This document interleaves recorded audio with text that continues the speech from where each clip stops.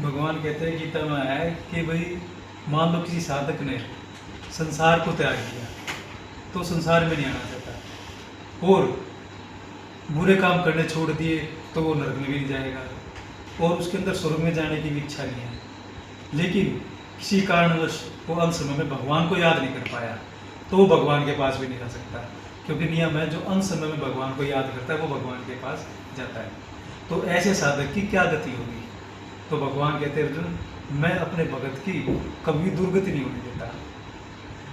जैसे एक बादल का टुकड़ा बादल से बिछड़ गया, या एक आसरा छोड़ दिया दूसरे आसरे को पकड़ नहीं पाया, ऐसे साधक को योग भ्रष्ट साधक बोला जाता है। लेकिन यहाँ भ्रष्ट शब्द का अर्थ महत्व नहीं है, योग शब्द का महत्व है कि भ्रष्ट हुआ कहाँ से है, योग से भ्रष्ट हो गया।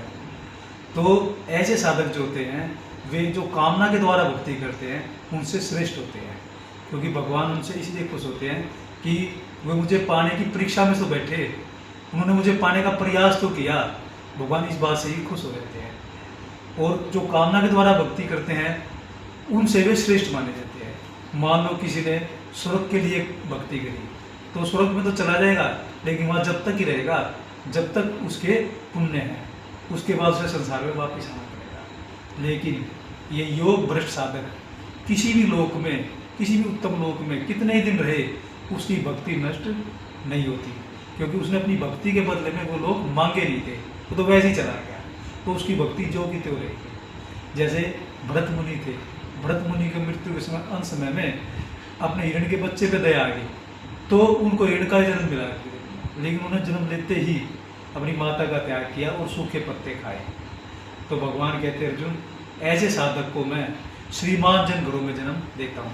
श्रीमान जन घर होते हैं जहाँ पे उसके माँ बाप इज्जतदार होते हैं, उसे माँ बाप दोबारा भक्ति, अपनी पूरी भक्ति पूरी करता है।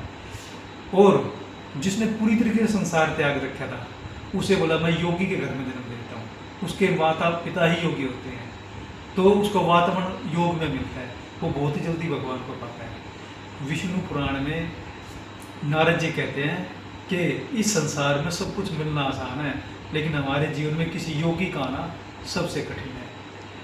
तो भगवान कहते हैं अर्जुन, वास्तव में अपने भक्त को योग भ्रष्ट होने ही नहीं देता। जिसने सारी उम्र मुझे याद किया और वो किसी कारणवश से अंत में मुझे याद नहीं कर पा रहा है तो मैं उसे याद कर लूँगा। बात तो एक ही है। राधे राधे।